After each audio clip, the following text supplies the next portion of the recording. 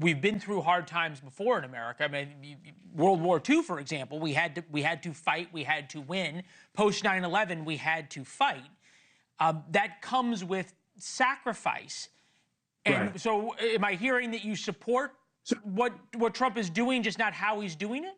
So you're saying let's assume that China is the enemy. China is who we need to go after, right? I'm not sure I completely agree with that, but I hear what you're saying. Let's assume that that's the case. Does it make sense, if that's the goal, to put a 40, 50%, 100%, 140% tariff on China while also putting 10% or more tariffs on every other country in the world?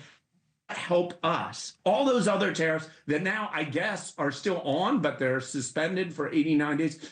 If the goal is some end game with China, how does that addition, my fear is someone I'm probably the only governor who's been a U.S. diplomat in Iraq. I have serious fear that the Europeans, who've been some of our closest allies for generations, Canadians, the Mexicans, at some point, certainly voices within their political sphere is going to say, wait a second. Yeah, no, they want to move to China. Why are we playing hard with the U.S.? Why don't we talk to China? That's really bad for America if we want to win this China. No, that is a real issue. Obviously, we heard Scott Bessent say that countries that do that will be slitting their own throats, but your point is well taken. I want to bring you to the issue of the future of your party. The idea of Gretchen Whitmer engaging with Donald Trump was seen by many in your party as a betrayal. You've got Kamala Harris, who says she's trying to find a way to get back in.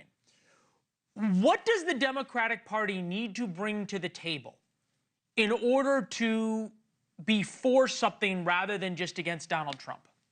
Look, what I really think, as a Delawarean, as an American, as the first governor in Delaware history who was a school teacher, is I think our education system, our public education system in this country, is really not where it should be. I think our healthcare system is really not where it should be.